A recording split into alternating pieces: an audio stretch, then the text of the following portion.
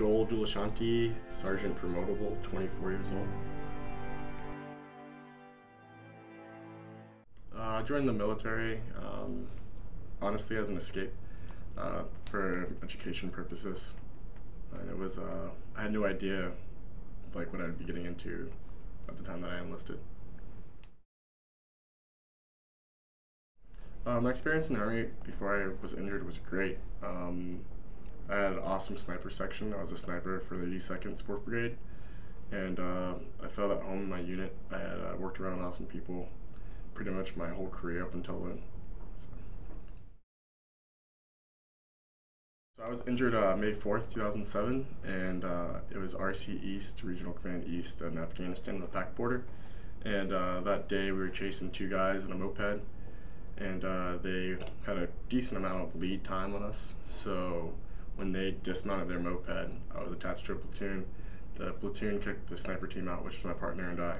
And we were in a grassy field, about knee-high length grass, and it's 110 degrees outside, and completely sunny and open area. So my partner and I went to we were en route to a location where we had pretty much oversight on the whole area of operation. And we were about half a mile, 800 meters away from there, and about 800 meters from the platoon when I smelled body odor.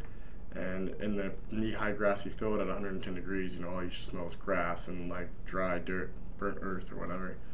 So I stopped and kind of twisted to my right, and as I did that, they opened up. They were about 30 feet away, 10 meters, and 2 rounds went through my right knee, and then a round went through my left knee. And as I was falling to the ground, the round came through my lung, right where my arm, you know, goes outside of my plate. And that round traveled down the right side of my body through my abdomen to my left side of my pelvis. So it went through a lot of organs. And you know, we returned fire and you know, destroyed the enemy. And eventually the platoon came to help us, and I was medevaced. It took about an hour and 20 minutes, I say, total to get me on a treatment table from the time that I was being shot at. And I went comatose pretty much right when I got on the table, and woke up several days later at Walter Reed. I have a right above the knee amputation. I have a left knee reconstruction where I lost my PCL and MCL, and they were grafted back with cadaver ligaments that were actually Achilles tendons. I also have, I'm missing the right side of my abdominal wall completely, and it's been covered up by alligator mesh, which is like cadaver skin, basically. My stomach was transected, so it was cut in half. It's stretched back out, but I'm also missing my gallbladder and 90% of my intestines. I received a lot of different types of care and support from like a personal side. A lot of friends came out to help. I remember like my ex-girlfriend's mother was in town at the time of injury, like came out and like helped me. There was like 3 moms in the hospital, like when I was in intensive care, that were like taking shifts and helping me. As far as hospital care goes, it couldn't have been any better hospital care. There are a lot of services that were offered to me, as in suggested I use, but as suggestions I didn't use. But as far as like the variety of care, I had physical therapy, occupational therapy, and you know, physical rehab and medicine and rehabilitation. And I was able to use what I wanted and leave the rest, which is pretty amazing. So I didn't waste a lot of time at Walter Reed, and I didn't do things that I didn't think that were supportive to my own personal recovery.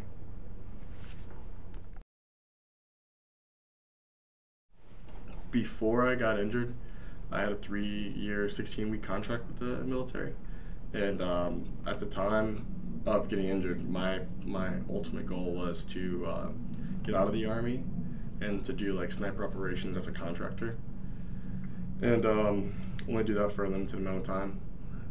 After that, I wasn't quite sure what I was going to do, but I had no intention of staying in the military.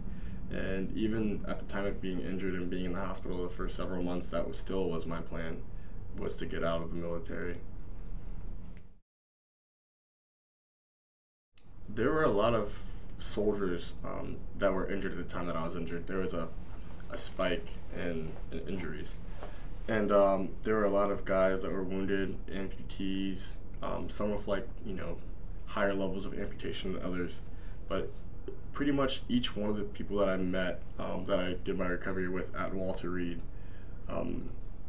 they all had a desire to stay in the military. They all had a desire to do like more than their fair share of service. And I was fortunate enough that in my recovery, that I was able to use my prosthesis better than they were. And because they were so passionate about wanting to stay in and they couldn't themselves, I just felt that it was my obligation, it was just my responsibility to stay in the military and to do the things that they couldn't do because I could. So just solely because of them, I'm staying in the military. It's not, I'll just take it a day at a time. It's not something that I really wanted to do, but because I can do it, I have to go out there and prove that it can be done. I think that things that contributed mostly to like my recovery was just being in DC itself. I developed a huge network in DC, and they caused me to go all over the city and try new things.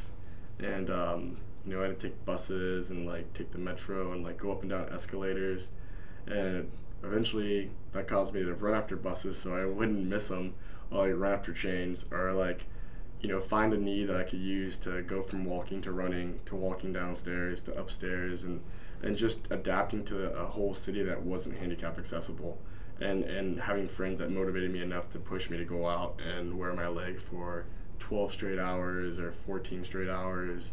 Today I wear my leg 23. I wear my leg all day and all night until I take a shower, and then that's the only time it comes off, in the bathroom for showering, and then it goes right back on again.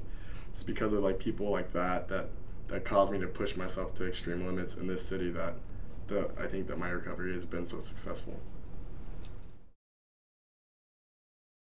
I'm actually like thoroughly involved in the community. It's waning now that I'm getting ready to leave and PCS to my next duty station. But being here, I've volunteered for organizations like WEA, Some, So Others May Eat. I lived in Trinidad, which is a pretty like bad neighborhood in Washington DC, so I volunteered for the Trinidad Neighborhood Association, which works with ANC, local DC government, and I volunteered for a couple of organizations to include ACA, which is Amputee Coalition of America. I'm a certified peer visitor with them, so I go to hospitals, and I mostly Bethesda's like Naval Medical Center and Walter Reed, where I do talk with wounded soldiers and amputees, and try to help them out as much as possible. I don't really try to sell myself and tell them what to do as much as it is like just tell them about what I can do and how I've done it.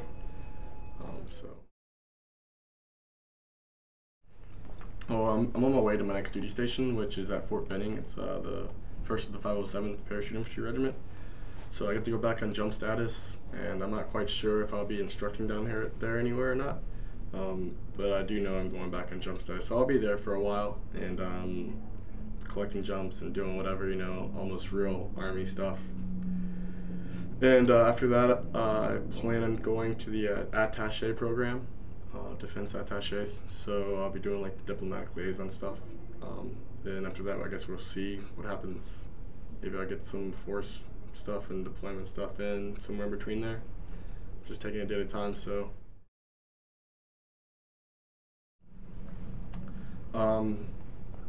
Yeah, I was just gonna joke and say it's not positive at all. But I mean, given the circumstances, I've learned a lot about life in the last 4 years. I've actually been in the military longer as an amputee than I have in the military in general. So it's just what I know. I really don't know anything else besides this.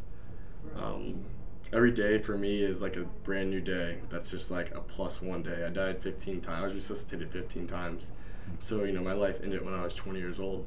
So every day since then has been like a +1, and it's something that I'm completely grateful for.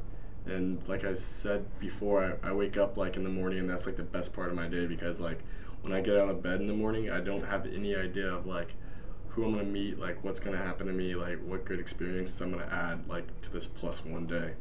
And by the time I fall asleep, it's like there's all these treasures and life experiences that I've had, even mistakes that I've made that I've learned from, and like all that stuff is extra. It's all pluses for me. So I'm just grateful. Gratitude is like my biggest blessing from this whole thing. And I don't really have any regrets. I mean, the only regrets I think I have are like legs should be thicker, prosthetic legs should be thicker to look like a normal leg. That's it. That's like it's like superficial luxury issues.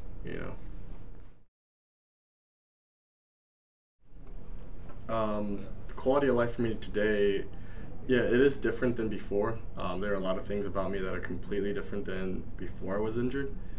In terms of like military career, I don't feel like I've been like hindered at all in like how I can progress in the military by limb loss, as to before. And like I said, I've spent 4 years in the military being an amputee, whereas opposed to barely 2 years in the military as not an amputee.